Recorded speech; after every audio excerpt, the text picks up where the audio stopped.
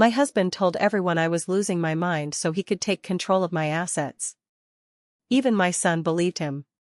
But a stranger on the bus asked me a simple question: what did you do before all this? That one conversation led to a secret meeting that changed the will. I never thought my life would crumble the way it did. I was married to Mark for over 30 years.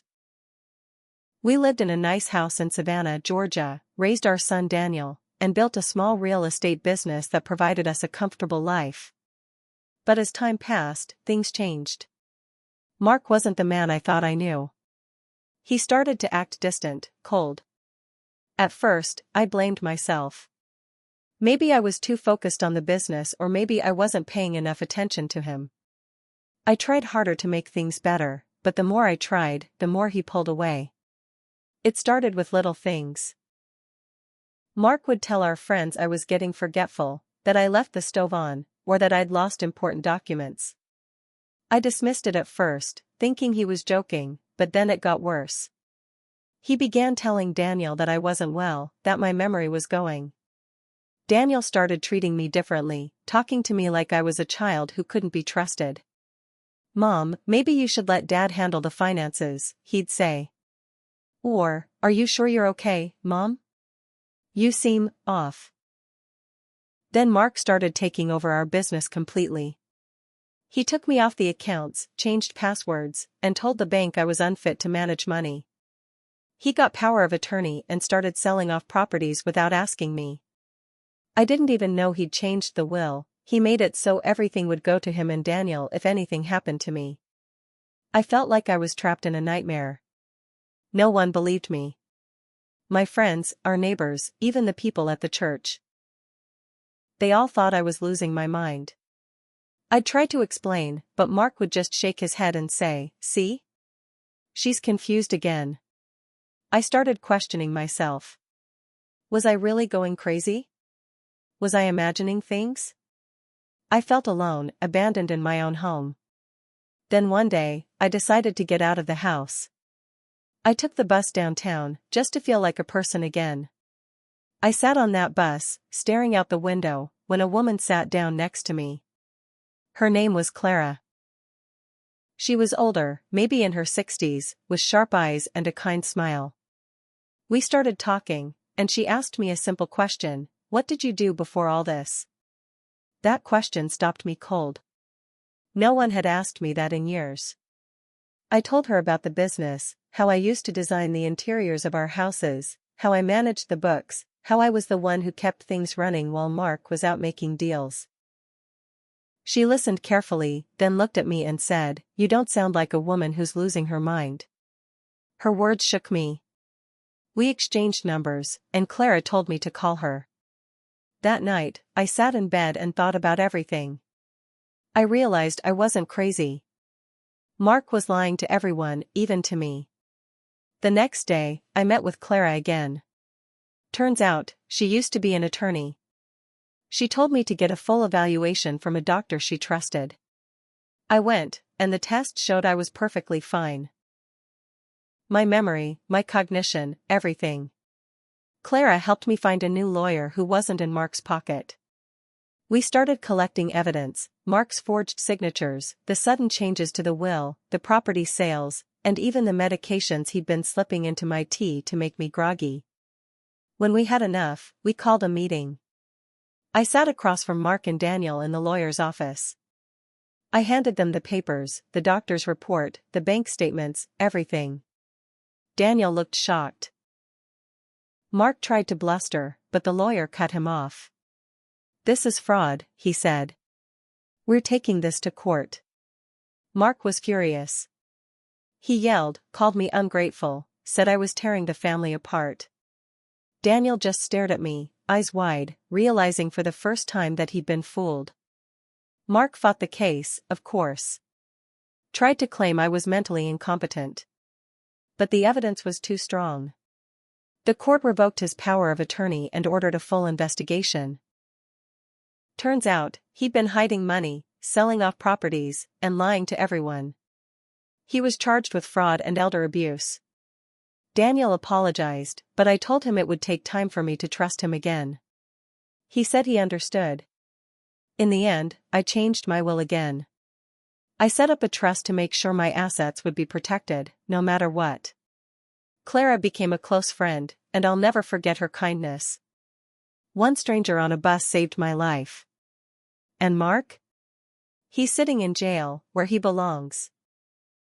Every time I think about how he tried to erase me, I feel a mix of anger and relief. I almost lost everything, but I didn't. And I'll never let anyone do that to me again. It's strange how quickly people forget who you are. After Mark was convicted and the assets returned, I thought the worst was behind me. I was wrong. The storm wasn't over, it was just shifting direction. Not long after the book came out, I started getting anonymous letters. Each one uglier than the last. At first, I thought it was Mark, maybe trying to intimidate me from prison. But the tone was different. The writer wasn't angry. They were smug. One letter said, "You think it's over? It isn't. You only scratched the surface." I showed Clara. We took it to the police, but they said without a clear threat or a name, there wasn't much they could do. Daniel started getting emails too, vague, taunting messages about family secrets.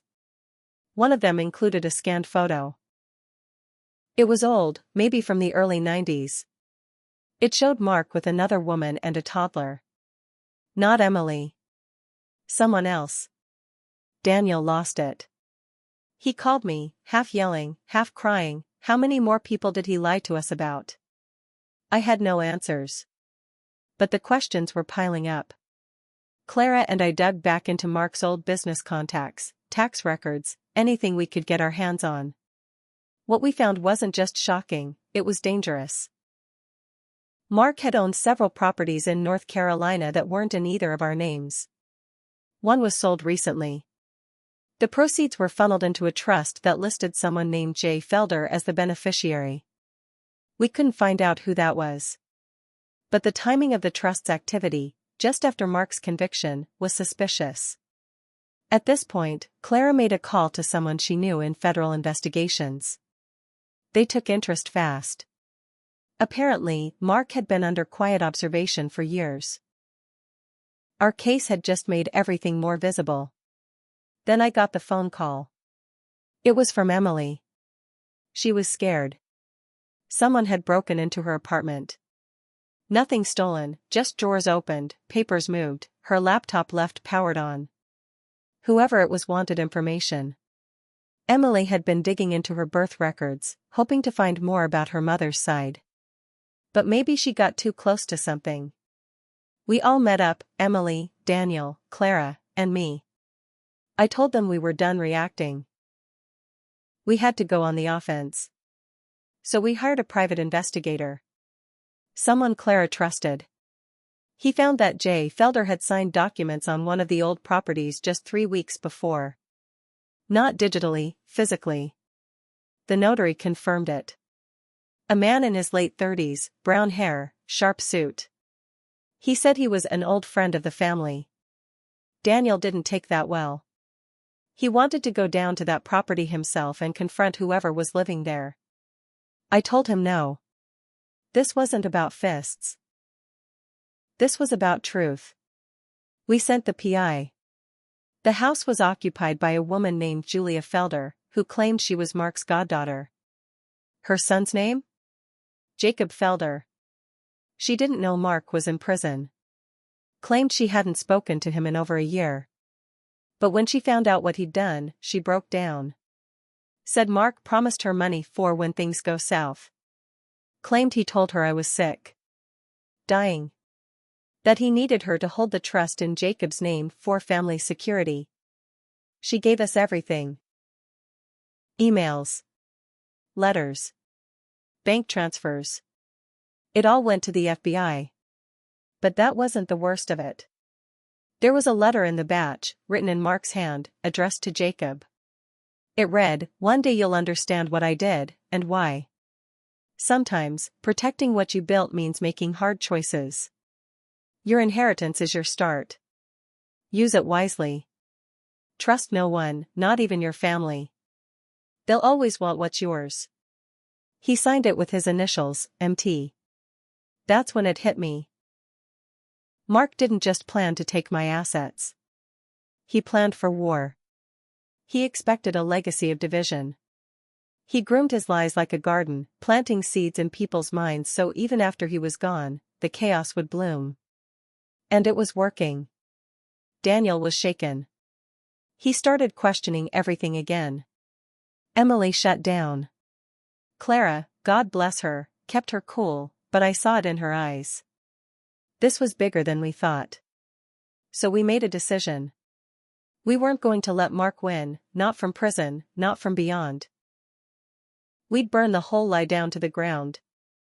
And the only way to do that was to go directly to the prison. Face to face. The next step wasn't about proving what Mark did. It was about finding out how far he went. And who else helped him. I didn't sleep the night before we went to see Mark. My stomach twisted into knots, a dull ache that kept me turning in bed. Daniel called late, nervous. Emily was silent on the group text. Even Clara, always calm and collected, texted me at 3 a.m. with just 2 words, "Be ready." When the morning came, we drove to the state prison just outside Columbia. The place looked like a fortress, cold concrete walls, barbed wire, guards everywhere. We checked in, went through security, and they led us to a small, sterile room with a table and chairs bolted to the floor. Mark walked in wearing a prison jumpsuit. He looked thinner, older. But the smug smile he gave us when he sat down, it was the same. Like we were the ones who'd done something wrong. "Didn't expect to see you here," he said, leaning back like he owned the place. Clara wasted no time. She pulled out a folder and slid it across the table. "We know about Julia Felder," she said. Her voice was ice. Mark's face twitched, just for a second. Then the smirk came back. "You're barking up the wrong tree." Daniel slammed his fist on the table. The guards shifted, but they didn't intervene. "Cut the crap, Dad. How many more lies are you hiding? Who else is in on this?" Mark glanced at Daniel like he was a child throwing a tantrum. "Watch your tone, son." That's when I leaned in. My voice low. Firm. "Mark, this is over. You can't twist your way out of this. We have everything. The bank records, the letters, the trusts. We know you were planning to siphon money through Julia and Jacob. What we don't know, yet, is who helped you. Who else you had in your pocket." His eyes darkened. For the first time, the mask cracked. "I did what I had to do," he muttered, his voice tight. "I built everything. I wasn't going to let it slip away because you got soft." My hand shook, but I kept my voice steady. "You poisoned me. You gaslit me. You nearly destroyed me. I protected you," he snapped, his voice rising. "You don't know what it's like out there, the vultures circling. I made sure you'd be safe. I made sure Daniel would have a future." Daniel looked sick, like he was going to throw up. Mark kept going, the words pouring out like poison. "You think I was the only one?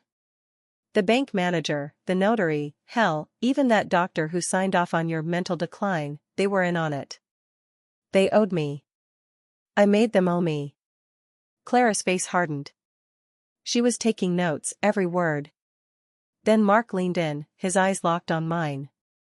His voice dropped to a whisper, a threat wrapped in silk. "And you're not safe, not yet. There are things you don't know. People you trusted. They're not who you think they are." The guard tapped on the glass, signaling our time was up. Mark leaned back, a grin curling at the corner of his mouth. "Enjoy your little victory. It's not over." As we walked out, Clara muttered under her breath, "This goes deeper than we thought." Daniel was pale, his hands clenched into fists. "We have to find out who else was involved." Emily, quiet until now, spoke up. Her voice was cold, steady. "I want in. I want to help take him down." I looked at her, surprised. But there was something in her eyes, a fire I hadn't seen before. We left the prison knowing we had more work to do. The web was bigger, messier, and more dangerous than we had realized. We weren't just fighting Mark anymore. We were fighting a system that had helped him. And if we didn't take them all down, they'd come for us next. It all came down to this.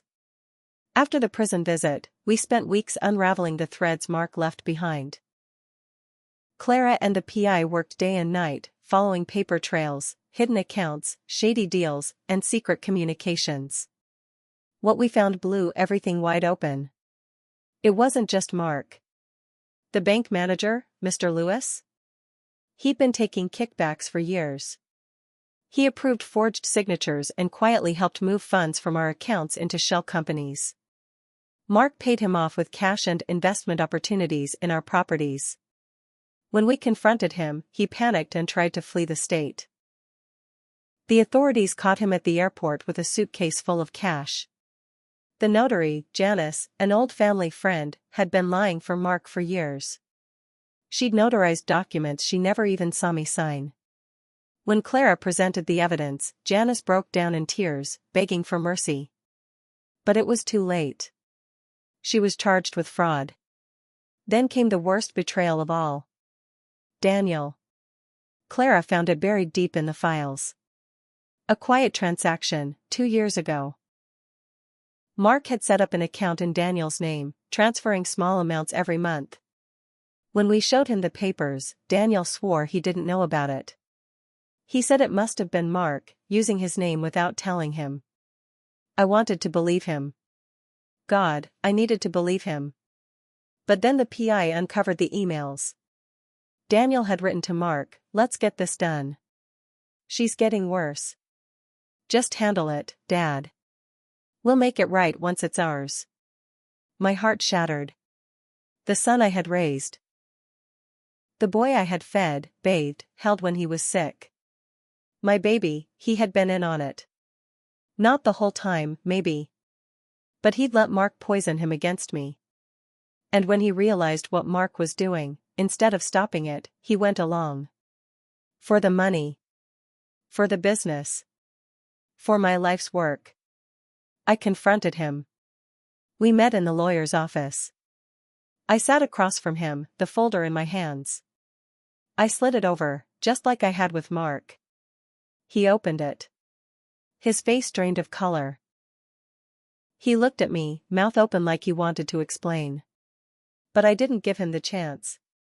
"You chose money over your mother," I said, my voice low and even. "You let him destroy me." "Mom, I didn't. I didn't know it would go that far." "You knew enough," I snapped. "You saw the bank statements. You heard him talk about my memory problems. And you let it happen." He tried to reach for my hand. I pulled away. "Do you know what it feels like," I said, tears hot in my eyes, "to have your own child help erase you?" He started to cry. But it was too late. I had already changed my will, again. Daniel got nothing. Not a dime. Every penny went into a trust for women who'd been financially abused. Clara helped me set it up. We called it the Rebuild Foundation. Emily became its first director. Mark was sentenced to 15 years. The fraud charges, the financial abuse, the forged documents. He couldn't wriggle out of it. The court took back everything he'd hidden and funneled it back to me. His reputation was destroyed. His name was mud in the industry. Janice and Lewis were both convicted, too. The web Mark had built collapsed. One by one, they all went down. And Daniel? I told him he needed to leave my house, my life, my story. He cried. He begged. He said he was sorry. But some things, you don't come back from. That was the hardest part. Not losing the money, or the business, or even Mark. It was losing my son. But I learned something in all of it. I had been fighting to save my life, but I also had to fight to save myself. To remember who I was before all this. To take back my power, no matter the cost. The stranger on the bus, Clara, she saved me. Her simple question, what did you do before all this? It woke me up. I built my life back, piece by piece. I made new friends. I started painting again, volunteering at the foundation. Every time I helped a woman escape a controlling husband, every time I watched someone stand up for themselves, I felt like I was taking a little more of my life back. Mark rots in prison. Daniel lives with the consequences of his choices. And me? I'm free. Really, truly, finally free.